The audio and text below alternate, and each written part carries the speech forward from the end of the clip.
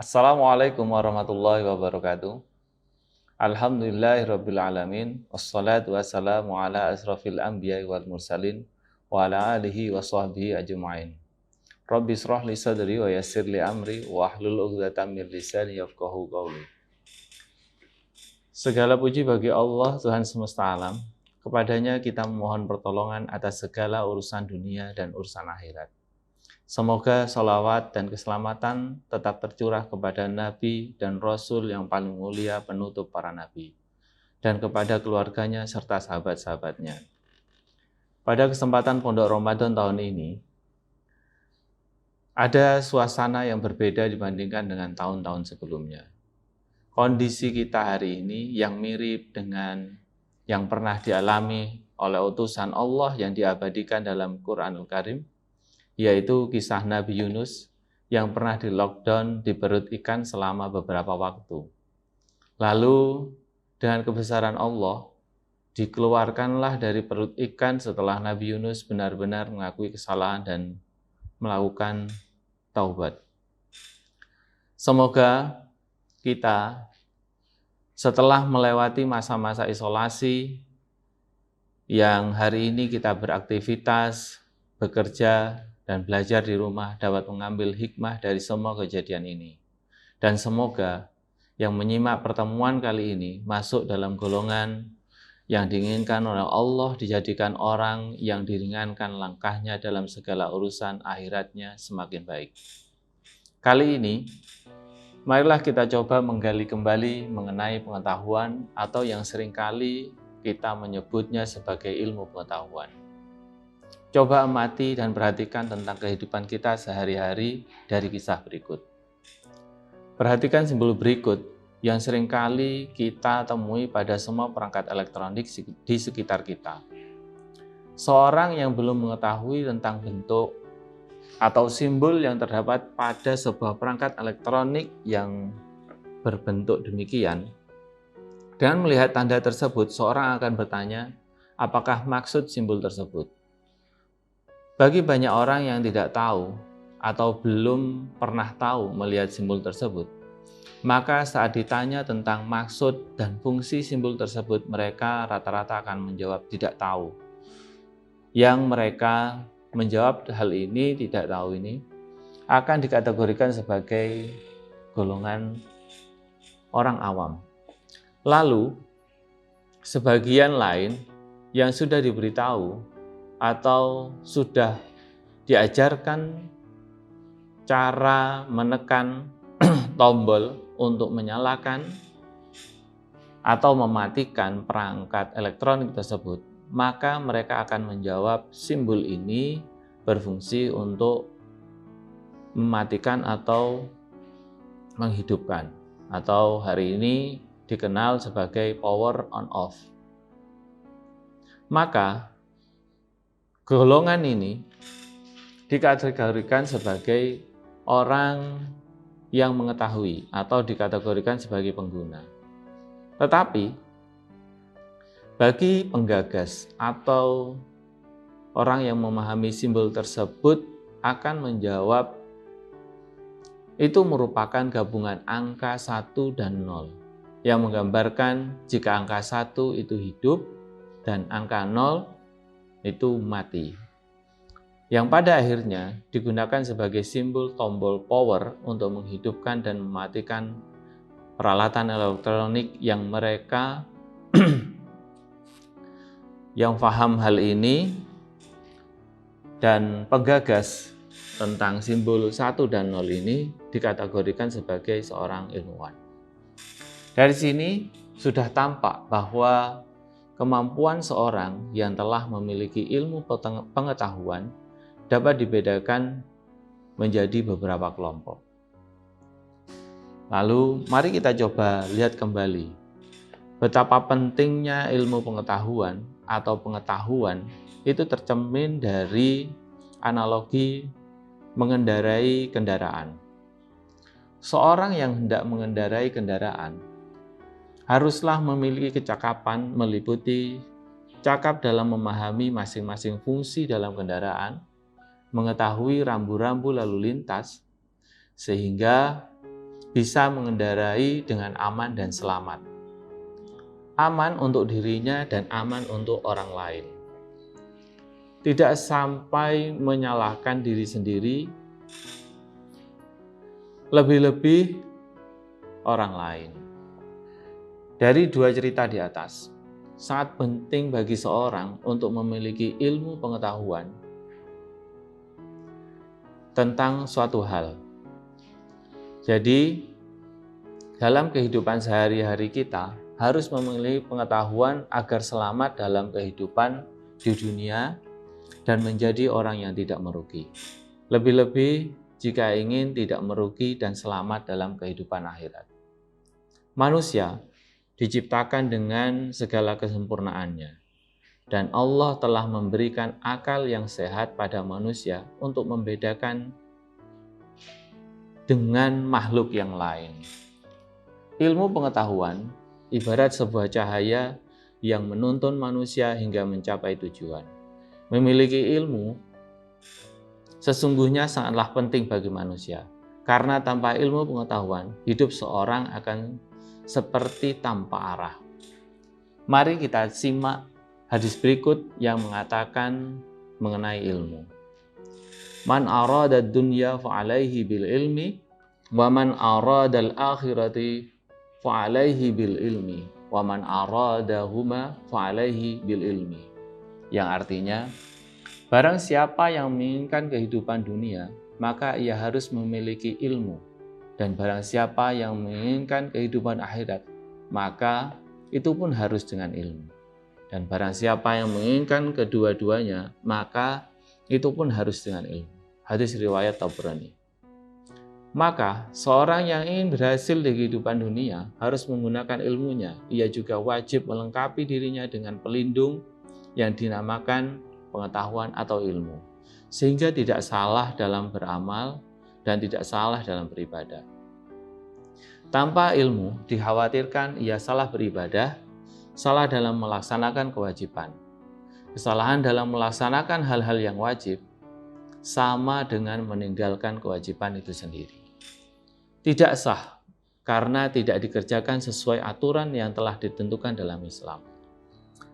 Mari kita coba lihat contoh berikut. Ketika seorang yang hanya mengetahui bahwa sholat zuhur itu 4 rakaat, ia sholat tanpa tahu kapan pelaksanaannya, ia terjerumus dalam kesalahan yang fatal. Jika sholat zuhur dilakukan pada pukul 10 pagi atau di luar ketentuan yang sudah ditetapkan, maka ibadah yang dilakukan dianggap batal atau gugur.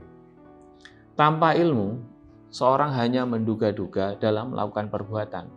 Ia menduga telah melakukan kebaikan padahal sebenarnya yang dilakukan adalah kemaksiatan. Ia menduga telah menjauhi kemaksiatan padahal ia masih berkubang di dalamnya. Karena itu, syariat yang telah diajarkan oleh Allah Subhanahu wa Ta'ala melalui Rasulullah harus dipelajari agar menjadi ilmu yang mendasari setiap perbuatan. Seringkali pengetahuan manusia itu menumpuk, tumpang tindih. Pengetahuan yang dimiliki sering semakin rumit dan berbenturan satu dengan yang lainnya. Untuk membedakan jenis pengetahuan yang satu dengan pengetahuan yang lain memang tidak mudah. Hasanah kehidupan manusia yang begitu luas memang memungkinkan menguasai segala pengetahuan. Satu orang menguasai berbagai ilmu pengetahuan, mulai dari yang sederhana sampai ke yang kompleks. Di dalam kehidupan sehari-hari, seorang yang mencari ilmu melalui tahapan-tahapan pendidikan, seperti yang sudah kita ketahui di dunia pendidikan hari ini. Ada pendidikan dasar, lalu pendidikan menengah, dan pendidikan tinggi. Maka seorang yang belum memiliki ilmu pada jenjang pendidikan dasar tidak akan mampu mengerjakan atau menjelaskan tentang ilmu pada pendidikan menengah atau pendidikan tingkat tinggi. Maka seharusnya lah pengetahuan Islam sama juga ditempuh dengan cara berjenjang, dengan mengilmui, mengetahui dasar yang diawali dari bertaslim dengan mengucapkan 2 kalimat syahadat, memahami syarat dan pembatalan syariat tersebut, lalu mengilmui dan mengerjakan sholat, membayar zakat, dan menunaikan ibadah haji. Setiap jenjang ini harus diilmui dan dilaksanakan secara berturut-turut. Urutan yang berjenjang di dalam Islam dikenal dengan istilah rukun. Namun, kebanyakan orang lebih senang mereka untuk menyia-nyiakan waktunya bersama teman-temannya, menghabiskan waktunya untuk melihat Instagram, Twitter, dan media sosial yang lain dibandingkan dengan duduk di majelis ilmu. Ada banyak faktor yang menyebabkan hal ini terjadi. Salah satunya adalah karena umat Islam belum mengetahui keutamaan dan keuntungan mempelajari ilmu agama. Kita belum mengetahui untungnya duduk berjam-jam di majelis ilmu, mengkaji ayat-ayat Allah, karena beberapa orang hanya akan melihat keuntungannya dari apa yang bisa mereka dapatkan setelah mempelajari sesuatu. Maka, kalau tidak mengetahuinya, kita tidak akan duduk bersedia di dalam sebuah majelis ilmu tersebut. Baiklah, mari kita kaji seberapa besar agama Islam memberikan perhatian penting dalam kehidupan tentang ilmu. Yang disebutkan beberapa ayat di dalam Al-Quran. Yang pertama, Allah akan mengangkat derajat orang yang berilmu. Disebutkan di dalam surat Al-Mujadilah ayat ke-58. Allah berfirman, Bismillahirrahmanirrahim. Ya ayyuhalladzina amanu idza qila lakum tafassahu fil majalis fafsahu yafsahillahu lakum wa idza qila anfuzu fanfuzu yarfa'illah wallahu bima ta'maluna khabir. Alladzina amanu minkum walladzina utul ilma darajat. Wahai orang-orang yang beriman, apabila dikatakan kepadamu, berilah kelapangan di dalam majelis, maka lapangkanlah. Niscaya Allah akan memberikan kelapangan untukmu, dan apabila dikatakan, berdirilah kamu, maka berdirilah. Niscaya Allah akan mengangkat derajat orang-orang yang beriman di antaramu, dan orang-orang yang berilmu beberapa derajat. Dan Allah Maha mengetahui terhadap apa yang kamu kerjakan. Dalam ayat tersebut dikatakan bahwa Allah telah menjanjikan akan meninggikan derajat orang-orang yang beriman dan orang yang berilmu. Dan derajat orang yang berilmu akan terangkat baik di hadapan Allah ataupun di mata manusia. Coba perhatikan dalam kehidupan kita sehari-hari, bagaimanakah posisi atau jabatan orang yang berilmu. Mereka dihormati karena kemampuan mereka membantu atau mempermudah mencarikan solusi orang-orang yang membutuhkan keahliannya. Dengan begitu banyak penghargaan yang diberikan kepada orang yang dapat memberikan pencerahan jalan keluar dari masalah yang sedang dihadapi dalam setiap bidangnya. Kita ambil contoh seorang pemimpin yang memahami tentang ilmu sosial, maka mereka dapat memecahkan masalah dengan membuat aturan-aturan yang terkait dengan hak dan kewajiban warganya, sehingga terjalin kerukunan antar warganya tanpa harus berharap imbalan dari kehidupan dunia secara langsung. Seorang pemimpin yang bijaksana tersebut akan dihormati oleh kebanyakan orang dengan pengetahuan tentang membuat hukum tentang hak dan kewajiban masyarakat di sekitarnya.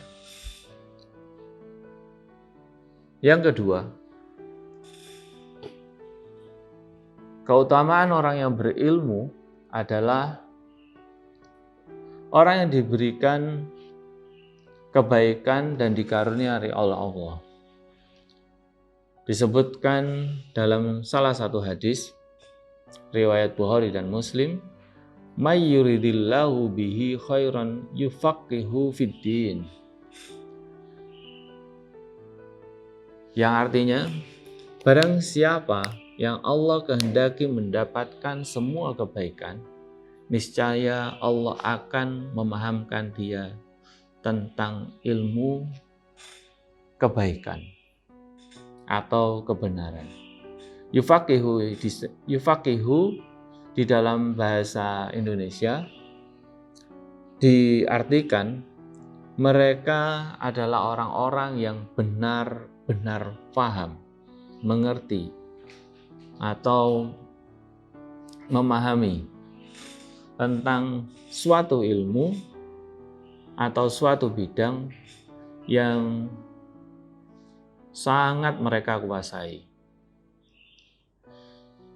Lalu dari kata faqih yang ada di sini, bila kita merujuk ke ayat Al-Quran, maka di surat Al-Baqarah ayat 269,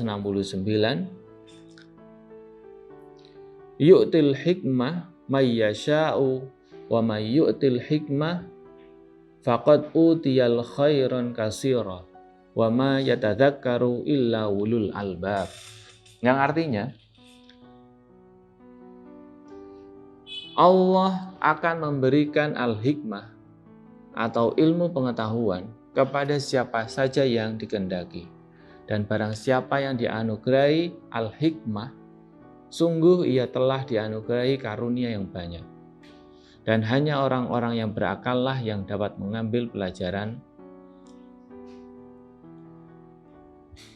Kemampuan ini akan diberikan kepada seorang yang dapat membaca kondisi atau keadaan sehingga mereka dapat membuat suatu tindakan yang tepat dalam menyelesaikan permasalahan yang dihadapi. Seperti kondisi saat ini dengan adanya COVID-19, seorang pemimpin yang memiliki pengetahuan tentang penularan virus yang begitu cepat, maka mereka mengambil sikap atau keputusan untuk melakukan kegiatan bekerja dari rumah. Dengan hal ini, sungguh Allah telah memberikan pengetahuan kepada seorang pemimpin yang memiliki ilmu tentang penyebaran virus ini yang begitu cepat, maka untuk mencegah perkembangan virus itu yang begitu cepat, diambillah langkah melakukan isolasi diri dari rumah masing-masing dan belajar bagi siswa dari rumah. Jadi kita tidak diizinkan untuk berkerumun yang digunakan untuk menghindari penyebaran virus yang nanti akan bisa mengakibatkan kematian yang cukup banyak.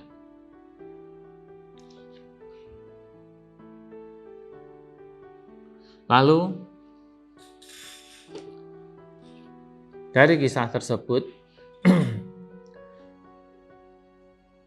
terdapat kebaikan yang telah diberikan Allah dengan tidak terjadinya kematian yang massal atau kematian yang sangat banyak dengan ditetapkannya keputusan mengisolasi diri. Lalu kita coba gali lagi keutamaan ilmu yang ketiga. Orang yang berilmu akan berbeda dengan orang yang tidak berilmu. Dalam surat Az-Zumar ayat ke-9 disebutkan, Bismillahirrahmanirrahim. Amman huwa qanitun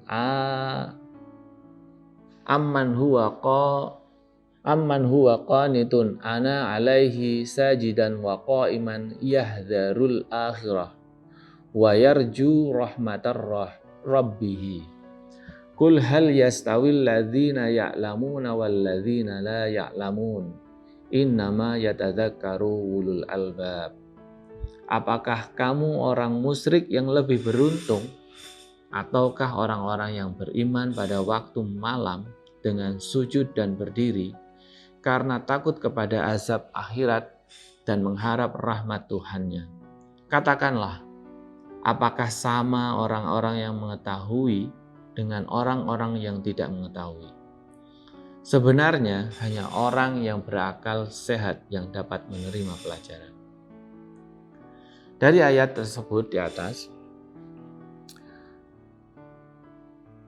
banyak sekali kita temui mereka para ilmuwan atau peneliti yang menyatakan dirinya memeluk Islam dan dapat mengambil pelajaran dari ayat-ayat Al-Quran setelah melakukan penelitian, lalu mengetahui tentang kebenaran ayat-ayat Al-Quran sebelum adanya teknologi masa sekarang ini. Para peneliti atau ilmuwan tidak sama tingkat keimanan mereka karena mereka benar-benar memahami bahwa kebenaran Al-Quran yang bukan ciptaan manusia ini merupakan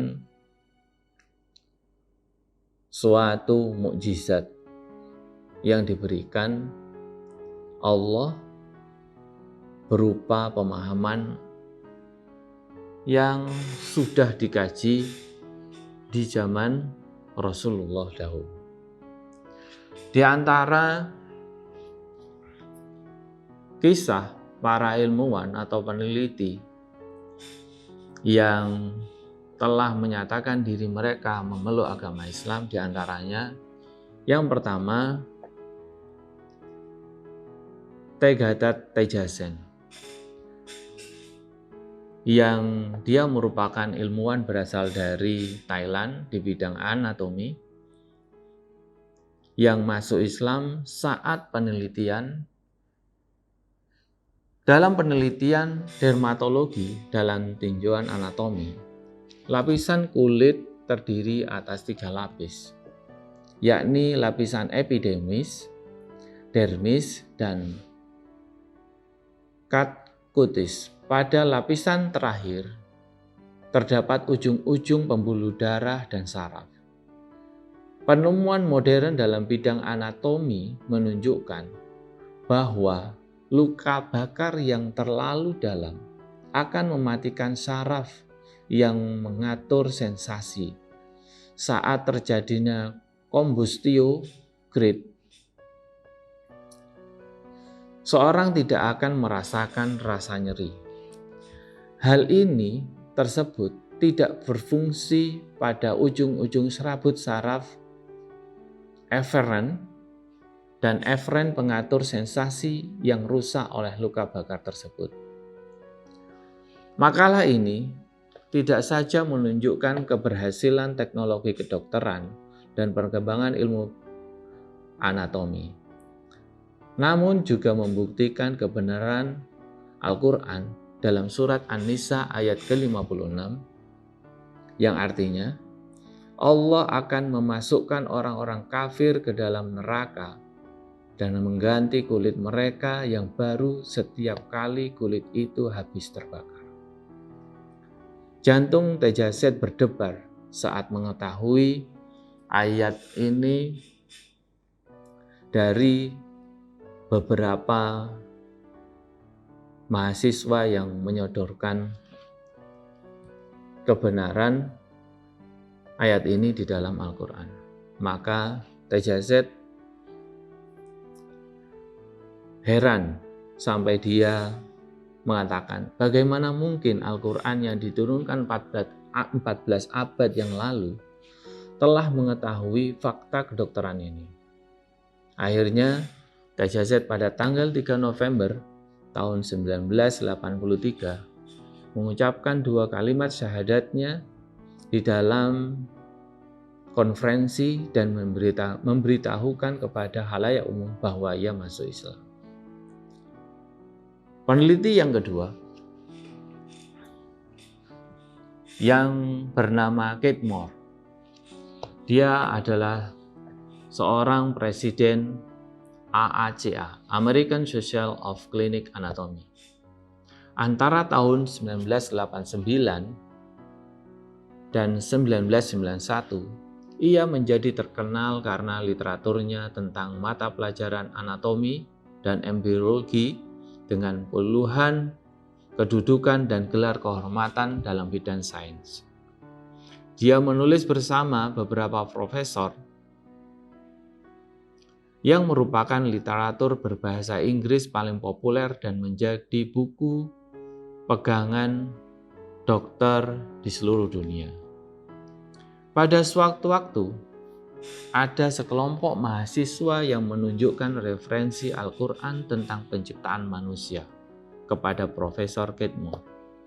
Lalu Profesor melihatnya dan berkata, "Tidak mungkin ayat ini ditulis pada tahun 7 Masehi, karena apa yang terkandung dalam ayat tersebut adalah fakta ilmiah yang baru diketahui oleh ilmu pengetahuan modern." Ilmu pengetahuan modern yang dimaksud oleh dokter ini mengenai kemampuan Nabi Muhammad yang menyampaikan sebuah ayat di surat Al-Mu'minun yang artinya, "Sesungguhnya kami telah menciptakan manusia dari saripati air yang berasal dari tanah. Kemudian air mani itu kami jadikan segumpal darah. Lalu segumpal darah itu kami jadikan segumpal daging. Dan segumpal daging itu kami jadikan tulang belulang. Lalu tulang belulang itu kami bungkus dengan daging. Kemudian kami jadikan dia makhluk yang berbentuk lain. Maka Maha Suci Allah, pencipta yang paling baik." Ayat tersebut membuat sang profesor akhirnya memeluk agama Islam dan merevisi beberapa kalimat kajian ilmiahnya. Karena Al-Quran ternyata telah menjawab beberapa bagian yang selama ini membuat sang profesor gusar. Baik, marilah kita coba lihat keutamaan dari ilmu yang keempat. Yang keempat, keutamaan memiliki ilmu adalah memiliki pahala yang mengalir. Dari Abu Hurairah, Rasulullah SAW bersabda, "Jika seorang meninggal dunia, maka terputuslah segala amalnya, kecuali 3 hal, yaitu sedekah jariah, ilmu yang bermanfaat, dan doa anak yang soleh." Hadis riwayat Muslim. Allah tidak hanya mencatat amal perbuatan yang kita lakukan, namun Allah juga mencatat semua pengaruh dari perilaku dan perbuatan kita. Allah juga berfirman di dalam surat Yasin ayat ke-12, "Inna nahnu nuhyil mauta wa naktubu ma qaddamu wa asarahum wa kulla syai'in ahsayna fi imamin mubin." Sungguh kami yang menghidupkan orang mati, kami catat semua yang telah mereka lakukan dan bekas-bekas yang mereka tinggalkan. Dan semuanya kami kumpulkan dalam kitab atau catatan yang nyata. Dari firman Allah tersebut, dapat kita pahami bahwa kita dapat mengambil pelajaran dari apa yang sudah dilakukan atau apa yang sudah dikerjakan oleh orang-orang yang terdahulu. Kita dapat mempelajari dan mengambil hikmah dari tulisan yang dikumpulkan di dalam kitab atau catatan yang nyata yang hari ini kita mengenalnya bisa berupa sejarah atau rumusan dari ide-ide dan gagasan mereka. Ketika orang yang berilmu wafat, maka ilmu mereka pun tetap kekal di tengah-tengah masyarakat. Di saat jasad mereka ditanam di dalam tanah, pahala mereka tetap bermunculan. Dalam urusan dunia saat ini, kita telah mengenal istilahnya hak cipta. Mereka yang menciptakan sesuatu bisa mewariskan royalti atau hasil jerih payah yang menciptakan. Royalti tersebut bisa dinikmati sampai dengan anak cucu mereka, meskipun yang telah menemukan tersebut atau yang telah mendapatkan hak cipta sudah meninggal.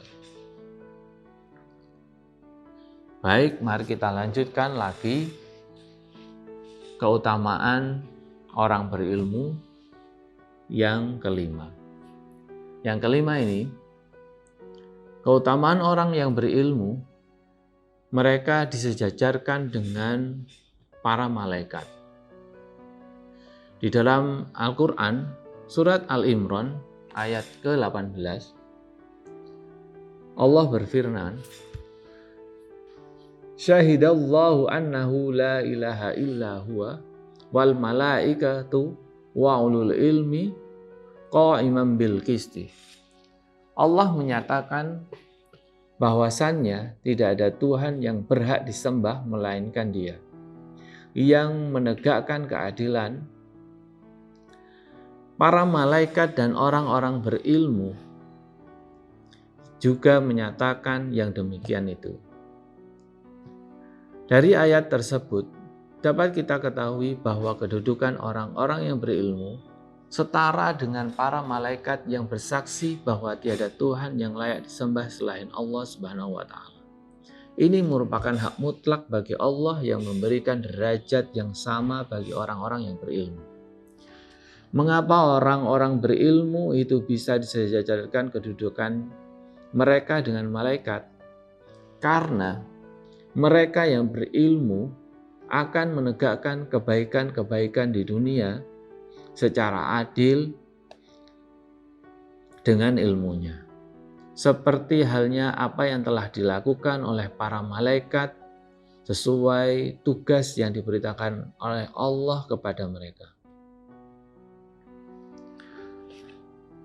Maka sudah sepantasnya kita yang telah mengetahui keutamaan ilmu ini selalu memiliki semangat dalam menambahkan ilmu di setiap saat. Dengan tidak mudah putus asa dan dengan apa yang sudah kita dapatkan mengenai ilmu tersebut. Lalu secara istiqomah kita tetap selalu harus belajar dan mendapatkan ilmu sampai kita nanti tutup usia. Baik, mungkin itu saja yang bisa saya sampaikan mengenai keutamaan dalam berilmu. Kita bisa mendapatkan ilmu tersebut melalui membaca, berdialog, ataupun dengan cara mengamati segala hal dalam kehidupan kita. Dan ilmu harus dianalisa secara cerdas, ceria, dan mulia. Mengapa? Karena ilmu itu bermata dua bagi yang mengetahuinya. Mudah-mudahan kita bisa mendapatkan manfaat dari kajian yang sudah saya sampaikan. Miftahul jannah la ilaha illallah subhanaka Allahumma wa bihamdika asyhadu an la ilaha illa anta astaghfiruka wa atubu ilaik. Maha suci Allah, segala puji bagi Allah. Aku bersaksi bahwa tiada Tuhan melainkan Allah dan aku memohon ampunan dan bertobat kepada Allah. Wabillahi taufiq wal hidayah, waridho wal inayah. Assalamualaikum warahmatullahi wabarakatuh.